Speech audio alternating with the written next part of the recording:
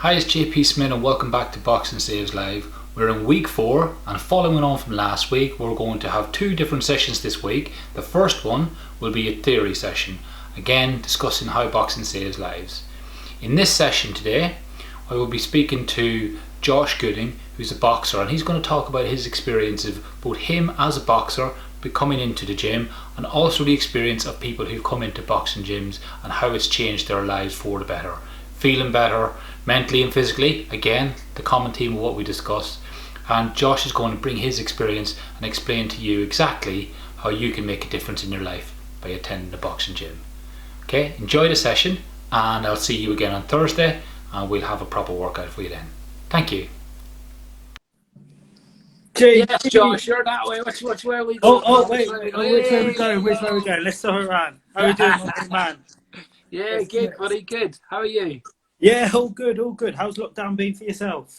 I've been working from home since about just like a few days before they actually did the lockdown, mate. So I've just been pretty straightforward. I've been at home. My wife's a teacher. She's been home with the kids and that. So it's been nice to me, man. My daughter started walking during lockdown, so I got to see that, man. So it's been good. Yeah. That's nice. And they're all well, healthy and safe? Yeah, thankfully, you know, everybody's good, man. What about yourself? What about on your side? Yeah, all good. Well, I mean, my mum, she lives in St Vincent, so I mean, quite lucky over there. They shut off all the airports. No cruise ships could come in. I think they only had, below 10 actual cases. Wow. Of the virus, all survived. So it's been quite safe out there, but they put all the measures in place to make sure that no one can catch the virus. And yes, I mean, they're pretty much out of lockdown now, but still being cautious. Then myself, the missus, we're all fine, healthy, her family's healthy. So, I mean, can't really complain, just been locked down, doing what we can from home. Like running up and down the stairs to get the miles in, and that's about it, really. You know what? I've been running like 8K every 2 days, and that because I started running last year. But it was so weird when it all started because I remember rerunning I was waiting for somebody to shout out the door of the car, "You need to get back inside" or something like that. You know what I mean? Because you never knew, only when you're just allowed to be exercising. I was running past this young girl. She said this. You looked at each other as if we smiled at each other. Thank God you're out running because I'm not the only one. Do you know what I mean? Love that. Well, you'd be doing more running than me, JP. I'm trying to not get too much of a belly. Oh man, no. I've got your storage over here. Don't worry about that. I got that. Love that. But what's the crack with Boxing Saves Lives? A really cool sort of message and really cool sort of stance that you've taken. Really important. Oh, thanks very much for saying so. But it was something I've been thinking about over the last few months, and then, you know, I just as lockdown started, I literally created a brand new non-profit organisation called it Boxing Saves. I wasn't sure whether to call it Boxing Saves Lives or Boxing Saves, so I just said Boxing Saves. Yeah. And I thought I'm going to start getting in contact with different organisations, schools and that, to see if we could start showing people what our boxing gyms do for young people. Mm-hmm. And then within a few weeks of that getting set up, we got a little bit of funding to help people. I said, look, we can't open our boxing gyms now. However, when things come in, we're going to, if we could get some funding so we could, get some young kids through the door and get them free lessons, get them off the streets. Why don't we see if we can do that? And then I got a little bit going and I've just gone from there. So I'm just doing twice a week. We've got these little sessions that are going on YouTube as part of this thing called the James Campbell Collective. And, they're kind of, what happens was the Police and Crime Commissioner in Bedfordshire decided that they wanted to find some sort of like a YouTube channel that gave kids something else to do while in lockdown. I know why I'm worried about kids in lockdown. Do you know what I mean? Because obviously when they're out on the streets, a lot of kids in care, a lot of kids who are struggling out there, I'm worried about that. But we created that we're going to do this thing every twice a week. So far I've been doing little sessions. Michelle Nelson from Hockey Ring's been doing gyms sessions, and Linus has been doing ones on Thursday, Thursdays, Michelle's on Tuesdays. So what I wanted to do was part of that as well, as I want to start doing the theory of behind Boxing Saves Lives and start talking to people about how people, their lives can be changed just by coming through the doors of boxing gym and how we can avoid them. 100%. You know yourself, Josh, the kind of things that people can get caught up in. Yeah. When you're out on the streets, whether they want to be or not, they can get caught in with the wrong people, get dragged in off the streets, get stuck in problems that they don't want, and it can be really, life changing, really. Yeah. So that's why I wanted to speak to you. No, I think it's a phenomenal stance. There's one. I mean, there's a chap that brings to mind straight away that I can undoubtedly say. I mean, boxing has an impact on. Well, it's had an impact on myself. And it's quite easy to see the impact it's had on like the likes of myself, the likes of Linus, the likes of Kay. Because I mean, we get the attention, we get the accolades and the onwards that go with it. But it's not to be amiss of what it does for just the generic or just the general population that comes through the door. There's a lad, and he won't mind me saying his name. We call him Big Larry, but he's not so big anymore. He came through the doors at around 120 kilos. He's now weighing less than me. And boxing undoubtedly saved his life. It's not just from a health perspective, but also a mental health. He overtly said he suffered from mental health issues, and just by stepping into the doors, being a part of the Bad Boy Boxing Gym and the camaraderie, it's changed his outlook of life. It's changed his physical appearance. And that's just some of the different elements in what I believe boxing brings. And that's not even to talk about the types of discipline it can instill in even quite disciplined people such as myself. But and anybody, like a young lad that comes off the streets, whether it be from a council estate, whether it be from an affluent background, having to get up and consistently train, have to follow orders and have to continuously strive to better yourself, is really some of the messaging that I believe that boxing instills and can instill into anybody. Even if your aspiration isn't to become a professional boxer, even if your aspiration isn't to necessarily compete, boxing can have a profound benefit. That's just why I really very much, JP, hats off to yourself, because the message that you're sending and really advocating is phenomenal. Oh, that's incredibly kind of you say that, Josh. But you know, I know speaking to you a few months ago, where we went up to see you. You were training in Wickham, and I remember there was this lovely moment where I switched the camera off because we just done an interview, and you started talking about how you feel about boxing, and I was like, he's just thinking exactly like I'm thinking. I wish I'd left the camera on. Even Paul came over and said, JP, did you film that? I said, I wish I filmed it. You think exactly like I do, how it can make a difference to young people, you know. Massive. And I think we was talking at that time about like sort of the turning point in sort of, well, probably in life, I would say for me. Like I can't. I mean, I was brought up in a council estate, but by a single parent. But it's my mum made sure I had and wanted for nothing. Like I was raised extremely well, and my mum went above and beyond to make sure that she led me down the right path and made sure I didn't follow the path of evil. And that's not to say I didn't. I wasn't a little bit of a bad boy, or I went occasionally I ended up being a little bit of a bad boy, but I think I always had instilled in me the ethos to follow what we'd call the right path, and who's to say what is the right path. But boxing definitely altered the way I approached life.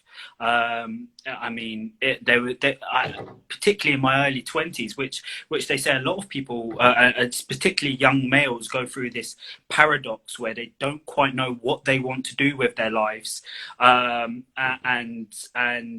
often find themselves in the positions where they have suicidal thoughts, and they go through this it's called the high achieving paradigm, where they want to achieve and go to achieve high things but haven't achieved it yet, and often find themselves in a particular scenario where they haven't achieved it and now feel guilty that they haven't achieved it, and then put that burden on themselves. And that in itself is horrible. And I felt that. I felt crap, like my mum done all this for me, like she got me through university, she laid these foundations for me, but I haven't been able to give back that yet.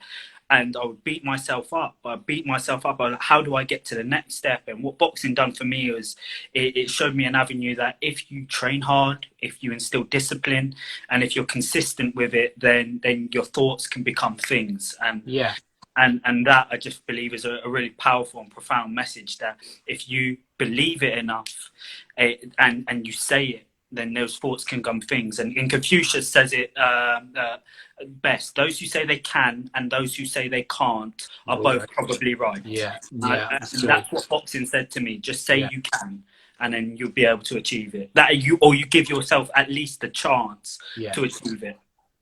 And when you think from what you were saying there, is that how crazy is that if you're around 20 years old, 20 years old, and you're already thinking you haven't achieved anything.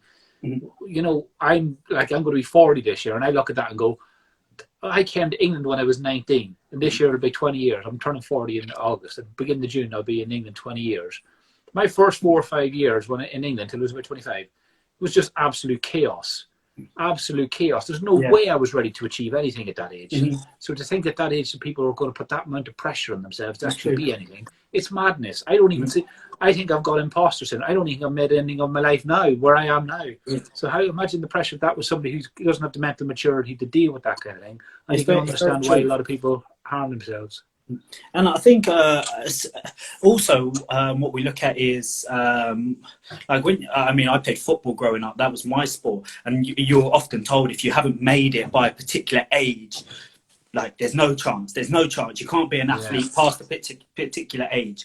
I think Kate Prosper's are really inspirational when it comes to this, because Kate turned professional he knows this, and I've told this to you. He was one of the inspirations for me to really push forward with boxing. And he turned professional, I believe, at sort of like 28, maybe 27, 28 years old, gone on to win the English title. And so often we put ourselves amongst a lot of pressure to achieve too early. And now it's not even, I'm 27 now. And now that I realise that, okay, if I knew what I knew now then, I wouldn't have put myself under that pressure. I'd have enjoyed the journey, because you can get to the mountaintop. There's no doubt you can get to the mountaintop, but you only get one glance when you're at the top of that mountain. So you might as well just enjoy the journey on the way up. And everyone else has their own journey. You shouldn't compare yourself to your peers, because we're all different human beings. We all have different skill sets. And I think what boxing of all teaches you is just to dedicate yourself, be off at your craft, and it will come. The fruits of your labour will come. And there's no perfection. The thing is, people talk about, I want to get it perfect. There's no such thing as perfection, because if you're into perfection, the minute you get close, you will just move the goalposts again. You're literally just putting more pressure on yourself. So you're better off just grafting away, doing your thing, doing as best as you can, working and listening, to people around you, and working as hard as you can. But don't be chasing perfection, because perfection doesn't exist. Because it literally, if you're into that, you will move the goalpost. As soon as you think you're somewhere close, you want something extra. Oh, maybe I should have done this better. And there's nothing to be done there. All you can do is strive, try and make better of your life, and that is any age. That's all you can do. All you can do. No, it's true. And I think what was important for me as well is, and what's really great, I know I can speak for Hockwell Ring, and I can speak for Bad Boys Boxing Gym, because they're two clubs that I've been around, but the mentors that you get exposed to really help. When I actually first started boxing, I was 19 years old. That's the first time I put on a pair of gloves, and it was down at another gym in Nottingham, and they said, I was coming to the final years of university, and they said, "Oh, you're too small." I was a bit of a heavy boy then. I'm still am now, but I was around 86, 87 kilos. I'm only 5'8". He said, "Oh, you're too small. You're too small to be a boxer." As soon as I came to Bad Boys Boxing Gym, and Errol McDonald, who's my coach, and he's a mentor and very much a sort of father figure type to me, he said, "Oh, don't worry about that. Don't worry about your height. You got fast feet." And that's what, he instilled the confidence in me to say, okay, maybe I can actually do this. Because sometimes you just need that little bit of hope from others that you can be something. And that's another thing why I think what you're doing with Boxing Saves Lives, what Hockwell Ring, Michelle are doing, to just say, look, you can be somebody. Because it doesn't matter how much you believe in yourself. It's always nice to hear it from somebody else. to say, do you know what, you can do it. And I was fortunate enough to have that. And a lot of people, and a lot of, and I only can speak for the male population, because there's one thing I know, and it's how to be male. I've been doing that for 27 years, but and from speaking from only knowing my mother and only being raised by my mother, it's to know that someone can just put their arm around you and say you can do it. And not a lot of people, and a lot of young males, and I'm sure females, don't have that sort of role model in their lives. And if they don't, they're often untoward. And we know this. I mean, the statistics are quite clear on this. If you're brought up in a single parent household, you're 10 times more likely to go to jail or dead than you are if you're brought up on a dual parental household.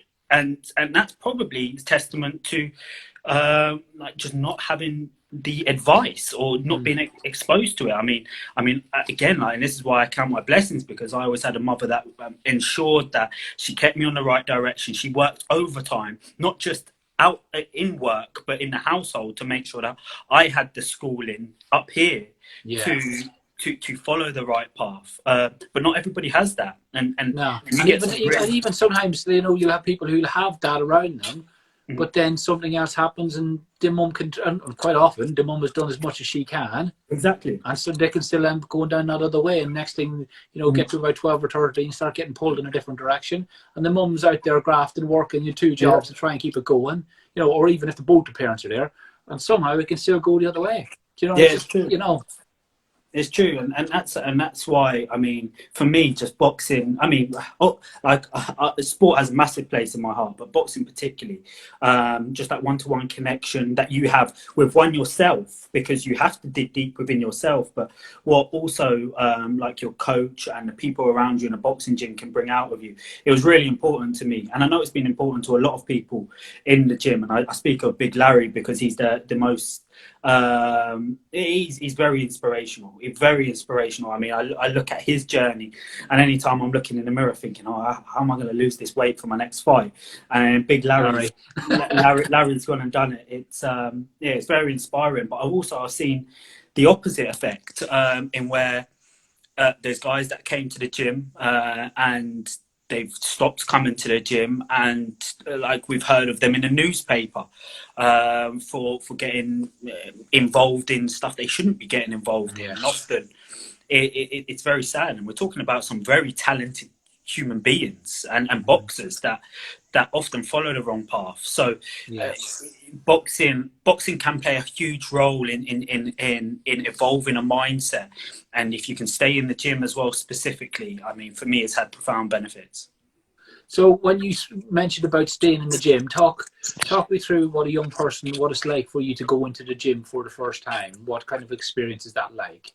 Oh, I mean, like I said, I was about 19 years old, so bit of a Jack the Lad, cheeky chappy as always, going into a gym, not really understanding the sport. I mean, I played football majority of my life, and I was okay at that. I mean, I played at a relatively high standard, so I thought, okay, I can transition into any sport I wanted to. I got quite a wake up call early on, because I went in there, and one thing I did notice is that there's a lot of misconceptions around boxing about being very barbaric. I mean, don't get me wrong, the ultimate goal is when you're in the ring is to stop your opponent. But when you're talking about training, you go in the ring, it's almost like going to play a football match. I mean, or going to football training. Like, everyone was very friendly. The first gym I went to was Phoenix Boxing Club in Nottingham, most famous for Carl Froch. Oh, okay, that's right, yeah. It was his amateur club.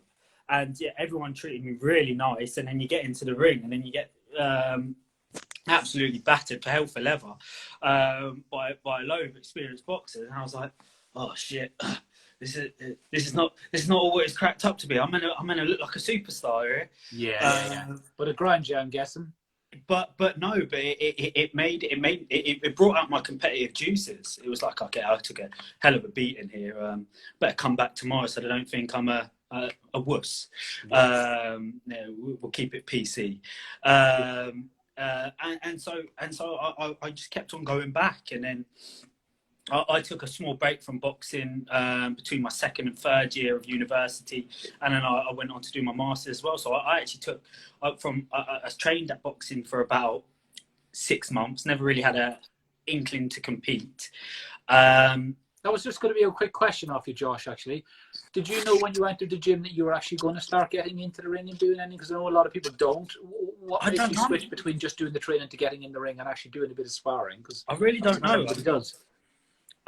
Because that was the first time I went into the boxing gym, and I was a bit of a crossroads. I was like, okay, I mean, I used to just lift weights in the gym, just finished football, had a disappointment from not making it in football, and so I just wanted to get active. The real time when I actually first came, when I say I really thought this is where I wanted to be, is when I went to Bad Boys Boxing Gym, because Errol McDonald, honestly, he changed my outlook on the sport and on life, really, because he just almost just said, look, you can do it. It doesn't matter how fat you are, how small you are, how tall you are. Like, there is always a way. And the lads at the gym, like they welcome me like they were my brothers, and like they all are still to this day. I mean, we're a very close knit team. Anyone that comes into the gym, that Errol really drills into us that,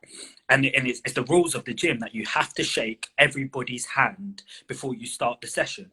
Yeah. Everybody has to shake everybody's hand. Now, if you're at 12, 13 years old, bit of a bad boy off the street, well, the only way you're going to make it in the gym is if you go around and shake everybody's hand. No, that's a sign of respect. That's a really good thing. That's a good thing.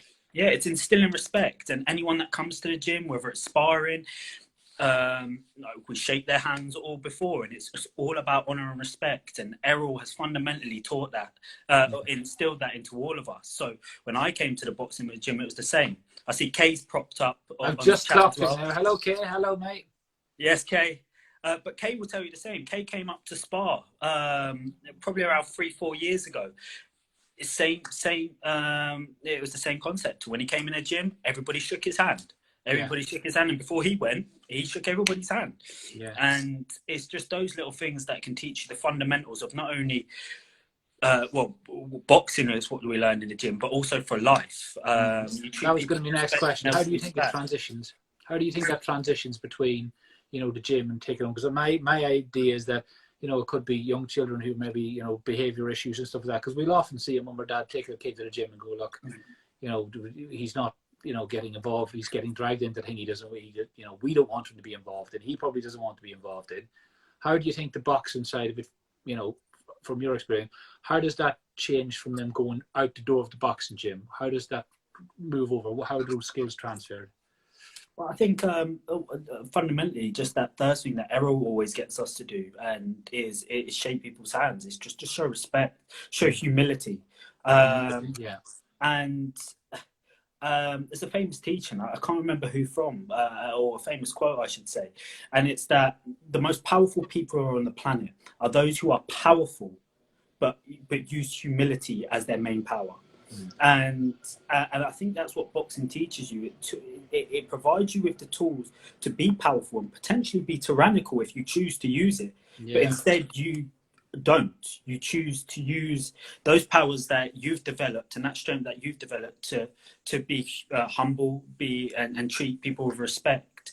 And when you have that own self-confidence in yourself, that you are able to one, first, like, defend yourself. You become competent in a skill, because competency and conscientiousness are key determinants of success in any profession. So just knowing that, to a lot of kids out there that have been on the streets, that aren't doing well in school, so I'm coming to the boxing gym and just to throw a jab right hand and be competent at it, that is empowering itself. Yeah. To say, I am good at something. Then you can transition, you can build on that. And then when you go out into the streets, you say, well, look, I may not be the best at English, but I'm competent at boxing. And that instills a certain element of self-confidence. When you combine that with the humility of boxing and certain teachers of, certainly the gyms that, majority of the gyms that I've been in, that it teaches you, I think that's a powerful message in which it teaches and transitions outside of the boxing gym. And so those obviously incredibly important attributes, but also in terms of the respect is what you mentioned, but also in terms of discipline. Because talk us through how discipline is important when it comes to being a boxing, or even just going to a boxing gym to train. How is discipline important? I mean, fundamentally, I mean, whether you're in high school or you've transitioned into college, university, or working. Every day the boxing gym is open for Bad Boys Boxing Gym, and it's open from 6 p.m. to 9 p.m. training. That's the training schedule every day. Now, you have to have a certain amount of dedication to give up. That can be anywhere from 9 to 15 hours plus per week of your life where you've got to get to the gym.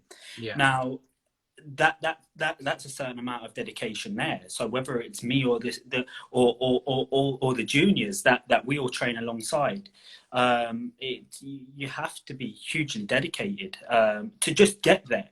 Now when you're there, you learn all the rest, but just getting through the doors, just saying, when I'm tired at the end of the day, I'm going to get to the gym and I'm just going to do my best just to better myself in this certain situation.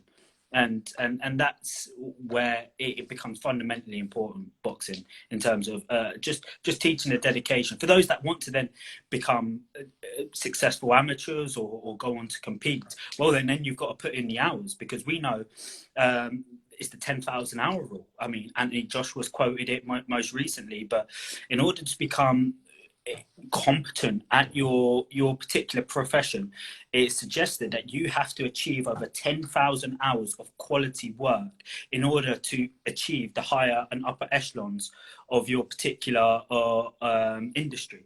And that's resonated throughout, and that message is particularly, even if we don't know that that's the amount of hours that you're meant to put in, we know that we have to put in a lot of work. So that means getting up early, making sure you're training, getting to training in the evenings. If you can train full time, you have to do maybe a third session in the day, and that you have to dedicate your life to it. And boxing can instill that for sure. And for people who, profession, as you said, they're putting all of that time in, but even just somebody coming through, just passing through, they still have to get that bit where their brain switches over to go, right, I'm going to training tonight. Or if I'm going out for a run tonight, and it's about starting and just getting into that habit and going, right, okay, and that starts making a difference to your life, doesn't it? And it's accountability. Whereas, you mentioned about football. We often watch football, and you see players whose heads drop, and they're thinking, right, he didn't pass to me, I didn't do this. In boxing, there's none of that. It's like, well, you're there on your own. Well, you're training with everybody else, but at the same time, it's up to you. You've got to be there. You've got to do it. Yeah. You're accountable. I mean, it's the most accountable sport there is. I mean, you get out what you put in. So, and that's just exercise in general. And I know it's a little aside, but anytime we exercise, we know we release endorphins, and we know we feel better about it. Yeah. It becomes almost a drug. So just getting into the boxing gym, then all of a sudden that then triggers you to say, okay, I'm tired this evening, but I know at the end of this, I may be able to feel better about myself. Yes. And that's why I would just implore anybody, even if they just want to get involved in boxercise and just want to get healthier. And I know Hot Ring, especially when we're talking down in Luton, are really good at opening the doors up for the community. And I would just implore, and Michelle's done a really good job. I've been watching a load of her stuff, so shout out to Michelle. But just getting in front of people and just training, just going there and just doing a bit of boxing, a little bit of pads, and you just never know where it might take you. But what we will have one guarantee is you're going to feel a little bit better, at least in that moment. Definitely. And you're right. And if, because you've obviously been in Luton, then you've moved off to Nottingham and that, if you were a kid who was in trouble, the first thing that would come out of your bag when you moved to Nottingham would be your troubles. Do you know what I mean? But a gym in Luton or a gym anywhere in Bedfordshire or anywhere in Nottinghamshire would have been able to help you just as much as anyone. Yeah, exactly. What's from you being around in the boxing scene, what's been sort of the biggest movement you've seen or the biggest impact you've seen of boxing?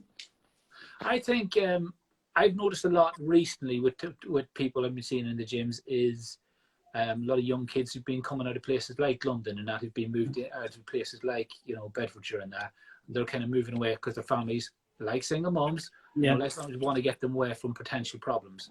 And that I was just saying to Michelle today as well, is that it's strange that you really see these young people coming out of their shells, because I might do the odd interview, and next thing they come out a few weeks later, they're so shy, but a few weeks later they'll be looking at you going, "Are we going to do an interview today?" Do you know what I mean? It kind of gives them that confidence. They want to get in, come onto the camera again. No, I love it. It would have been very shy and retiring, like. No, it's really good, and I mean, boxing can bring out some real mavericks as well. I mean, I'm really, like you look no further than Tyson Fury. So I mean, there's a lot of inspiration to be had from boxing. There is, and it's mental health obviously huge at the moment. Mental health issues, and Tyson Fury is a massive example of the good it can do.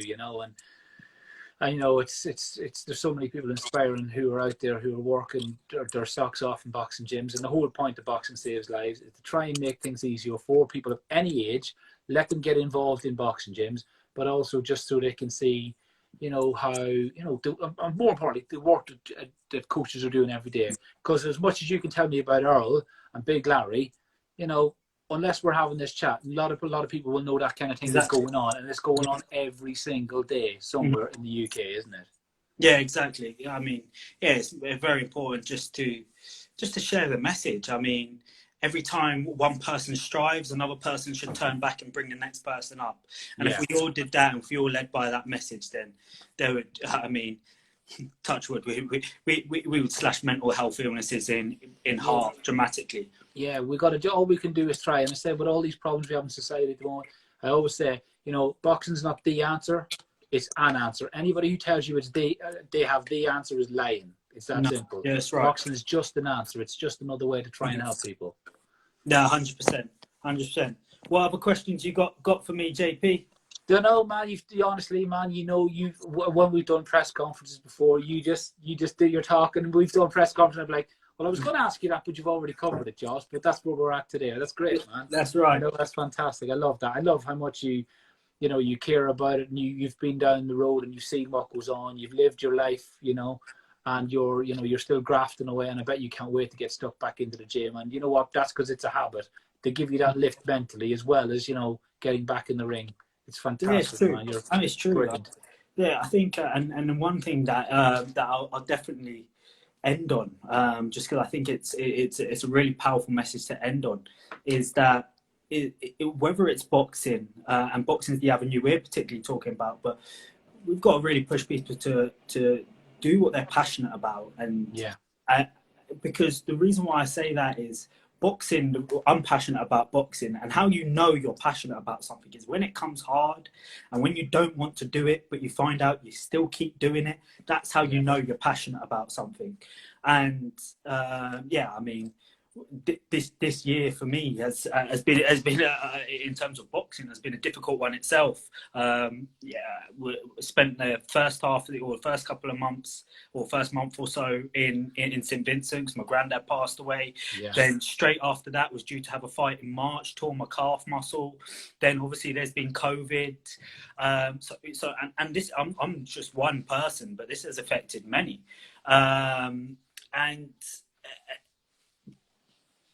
Throughout that, I thought, is it time? I'm 27 years old, had my 27th birthday in March. Should I just call it a day, 2-0, like ride out into the sunset, say I'm 48 fights off Mayweather's record?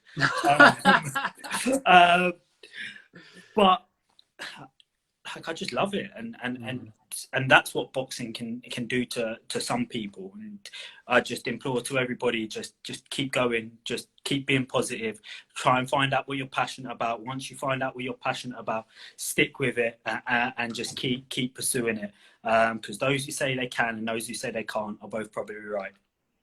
Brilliant. Thanks a million, Josh. Thank you so much. We'll catch up in a few weeks, man. 100%, JP. Chew the fat, and good man. You know what, man, I really am grateful for you for giving me the benefit of your experience. I really appreciate it, man. No, JP, me and the whole of the boxing community in Luton and in the UK are proud of what you're doing. I'm really grateful for you. So JP, stop me balling now. Stop it. Don't cry on me, JP. No. I gotta go. Thank you, man. Appreciate All right, JP, you take care, my man. See you later, mate. Bye-bye. All right, bye-bye.